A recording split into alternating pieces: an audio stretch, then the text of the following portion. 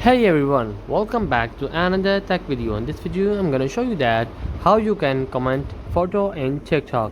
So first of all, you have to make sure some setting to do that. First of all, you have to go to your mobile settings, just tap on settings and make sure you have a Wi-Fi connection. Also make sure that the VPN is not connected.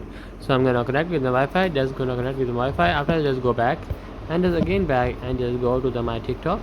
I'm just go to my TikTok and just wait for a second to loading. There are two types of pain in life. Showing some the contact. So I'm gonna go one to the that hurts you, and one to the reply and the or other comment. Just like that, I'm on that that changes you. picture. So I'm just going to that. When did I become so And you see there is an option, camera rewind. There are Just two. tap on it and just upload the picture you want to upload on the comment section.